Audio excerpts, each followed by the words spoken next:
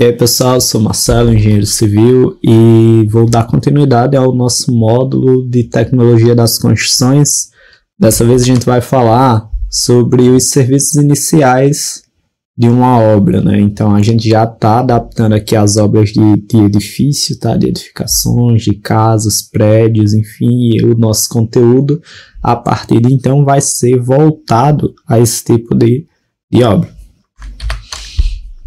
Aqui tem um cronograma, bem simples, né? Obviamente, mas é um fluxograma das atividades de serviços preliminares, que são justamente esses serviços iniciais da obra. Então, primeiro de tudo é o alvará de demolição, caso tenha algo a ser demolido lá. Posteriormente, então, é a demolição, sondagem do terreno, movimento de terra, implantação do canteiro, que pode não necessariamente ser nessa ordem, as coisas podem acontecer em paralelo, e por fim a obra, né? Já saindo dos serviços iniciais e entrando na fase de obra propriamente dita. A gente vai começar a falar desse passo a passo, dessas etapas, um por cada vez. Então, começando da demolição, a gente tem algumas indicações, alguns passos a serem seguidos nessa etapa. A primeira delas é que toda a equipe deve trabalhar em um único pavimento. Vocês vão ver que aqui as indicações são em prol de segurança, né? Então, toda a equipe deve trabalhar em um único pavimento para que não ocorram acidentes relacionados à demolição. Isso se a demolição tiver mais de um pavimento, né? Obviamente, é preciso garantir a iluminação de todo o local de trabalho, utilizar roupas adequadas, que não enrosquem, né, para a realização do trabalho, evitar sobrecarga em pontos localizados, afinal, a gente está falando de uma demolição e, em muitos casos, né, aqui a gente está falando de uma demolição porque vai começar uma obra, mas pode ser uma demolição de um prédio que está parado, né, um prédio que está com a sua estrutura danificada. Então, evite sobrecarga em pontos localizados, escorregar em vez de arremessar materiais e peças demolidas, então tentar ao máximo escorregar eles, não demolir peças em que se está trabalhando, né, pelo óbvio, né, se está se trabalhando ali, não fazer a demolição daquela peça.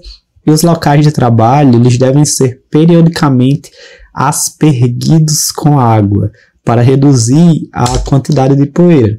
É óbvio, né? Numa demolição, a gente está fazendo muita poeira, muito mais do que numa obra convencional.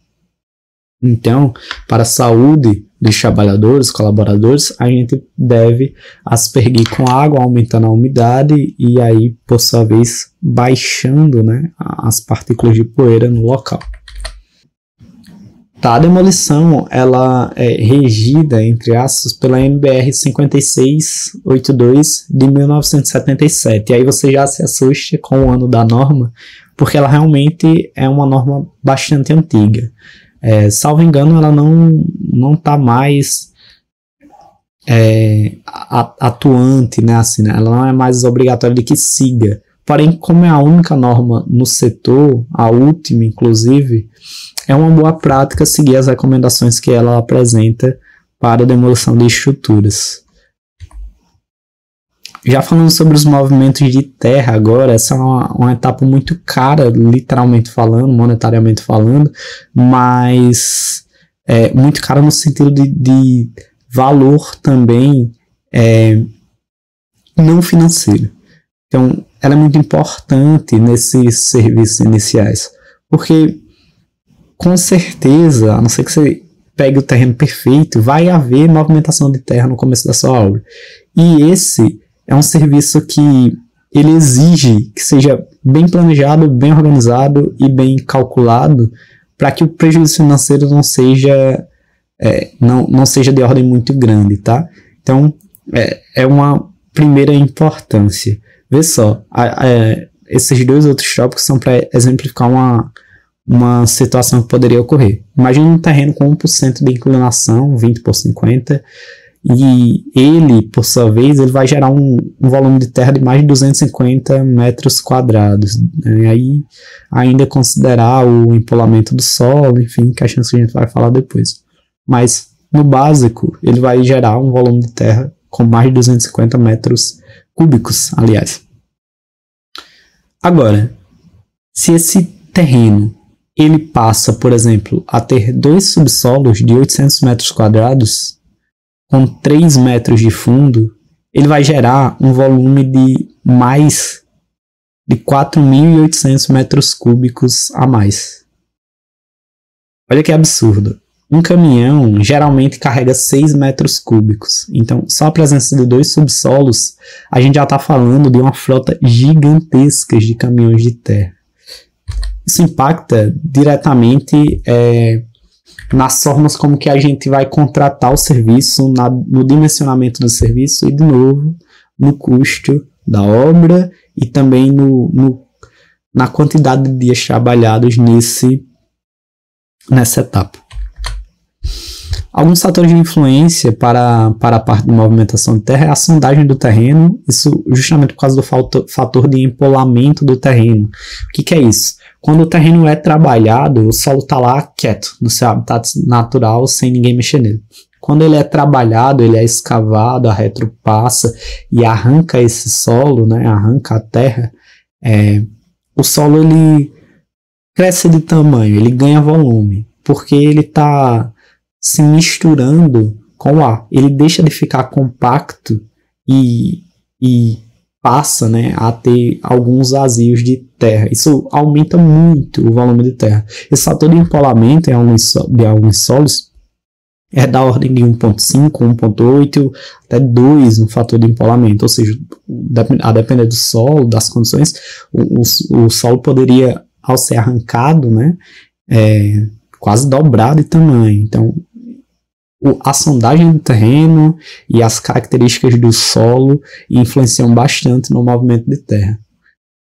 O segundo ponto é a cota de fundo da escavação, porque é volume de terra retirado, né? Então, se você aumenta, conforme você aumenta a cota de fundo, mais terra você vai retirar, mais terra você vai movimentar.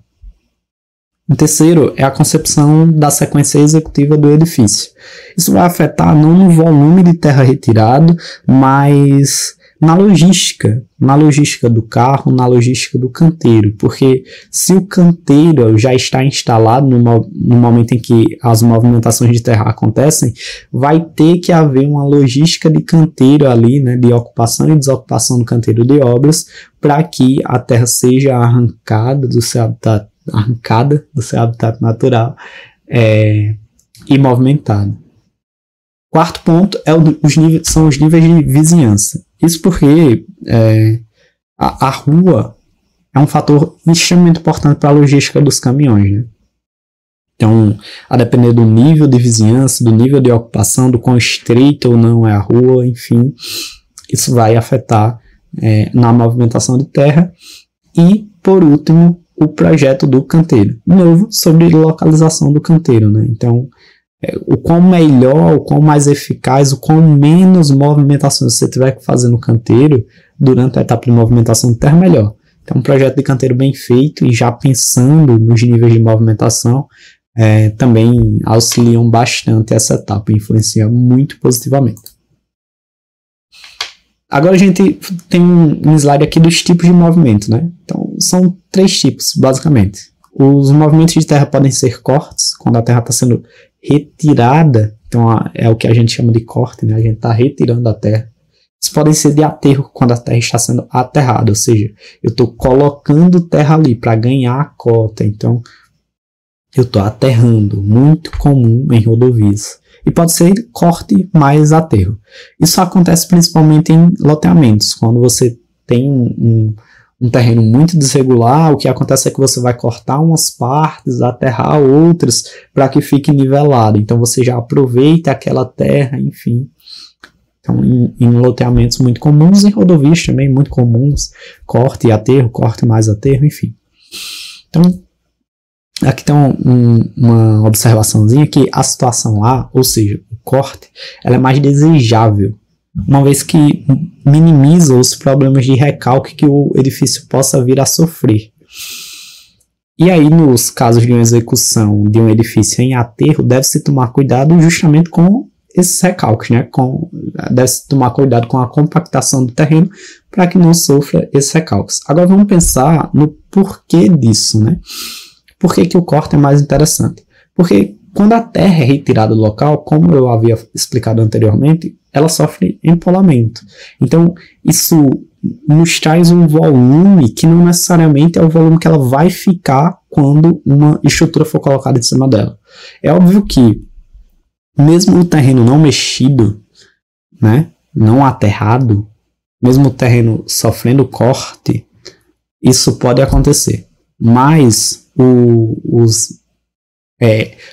nível em que isso acontece é bem menor. Então, é por isso que é tão importante fazer sondagem, por exemplo, em casas de condomínio, né? Em casas que você vai construir em loteamento. Porque tu não sabe se embaixo dali é um movimento, é um terreno de corte, onde a terra está bem durinha, ali, favorável à execução, ou é um ponto de aterro, em que a terra estaria fofa e provavelmente cederia um pouco, recalcaria ao se construir em si. Então, sondagem é muito importante mesmo em casas.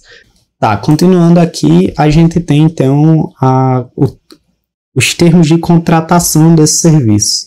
Os serviços de movimentação de terra, eles podem ser contratados por empreitada global, que é quando você contrata o serviço como um todo, por aluguel de equipamentos, então você contrata alugando os caminhões, alugando as escavadeiras, enfim.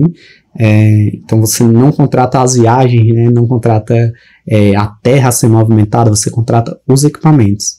E no final a gente ainda tem a empreitada por viagem, que você não necessariamente tem o cálculo de quanto vai ser o total, mas você contrata as viagens que os caminhões irão dar. Então se eles derem 60 viagens, você vai pagar por viagem e não necessariamente por terra movimentada. Tá, agora entrando e falando um pouco sobre as contenções, a gente tem alguns tipos de contenção. A primeira delas é um talude. O talude, eles são uma estrutura de terra, né? Então, normalmente é feito com que a terra fique em 45 graus para que ela fique estabilizada. A gente tem também os perfis metálicos ou pranchões de madeira. A gente tem as contenções mistas e as estacas de contenção. As contenções elas necessitam ser feitas quando há algum corte maior, uma cota de corte maior de 1 metro. Você já precisa pensar em um tipo de estrutura de contenção para o seu terreno. O mais usual que eu vi nos edifícios, né, são as estacas de contenção. Para casas, o mais normal é você fazer talude ou muros de arrimo, que seriam essas estacas de contenção também, mas enfim, trabalharia de forma diferente. O talude, ele é talvez para nível de residência, né, a estrutura mais simples a se fazer, mais barata a se fazer. Porém, ele vai ocupar uma boa faixa de terreno, né, a depender do nível, da altura do talude. A drenagem do lençol freático ele é um procedimento que há necessidade sempre que o lençol freático estiver localizado na cota que interfira às atividades de escavação e contenções, né? Então, nestes casos, utilizam a técnica de drenagem ou esgotamento adequada à intensidade e tipo de interferência. Então, nos casos onde você vai trabalhar com a cota que o lençol freático está muito próximo ou até acima da cota onde você vai trabalhar, da cota do seu subsolo, aí faz necessário a drenagem do lençol para que haja o rebaixamento você consiga trabalhar e aí, né, depois do trabalho completo, volta o lençol freático. Agora tem a alocação da obra, né, que é a última etapa desses serviços iniciais que você vai fazer, fazer a alocação da sua obra toda para, enfim, começar a obra. Então é comum a gente ter alguns pontos de referência. Primeiro, alinhamento do terreno com a rua. Segundo, poderia ser um poste no alinhamento do passeio. O terceiro é um ponto deixado pelo topógrafo quando ele vai fazer a realização do controle do movimento de terra. Então o topógrafo chega lá e deixa um ponto e aí ele vai ser sua referência. Ou, por último, a lateral do terreno. Destes, mais adequado é fazer justamente o ponto com topografia. Então você deixa um ponto locado por topografia, ali você tem aí toda a referência certinha, com teodolito, enfim, perfeito. E dele você vai puxar todos os outros pontos da obra, tá? Então essa é a forma que eu mais vi e a forma que eu mais confiaria de fazer, porque é justamente que você tem seu primeiro ponto, sua referência georreferenciada. A alocação é feita dessa forma, então. Depois que você tem esse primeiro ponto, você faz um gabarito ao redor de toda a sua obra, em geral de madeira mesmo, é uma estrutura que você vai utilizar por um tempo e depois que os pilares subirem, né, enfim, você não vai precisar mais, depois que a estrutura estiver completa, tá? Então, você vai desfazer o gabarito em algum ponto da sua obra quando a estrutura estiver completa, enfim. Você faz isso, então, é uma estrutura de madeira circunferenciando, né, enquadrando a obra inteira, e a partir dela você vai marcar os pontos em X e Y, de dois lados do terreno. Então você tem, a partir do ponto conhecido, a partir do ponto referenciado, como puxar todos os outros pontos e localizar eles na obra, no gabarito. Isso daqui é uma estrutura, são fios de arame, né? Fios de arame ou fios de nylon, enfim. Precisar um pregador aqui no gabarito e puxados para alocar todos os pontos da obra, tá? Aí os pontos são locados conforme você preferir, com piquetes, enfim. Bom, era isso. A gente dá continuidade ao curso na próxima aula. Então, se foi útil para vocês, considerem deixar o like, se inscrever e nos acompanhar nos próximos vídeos.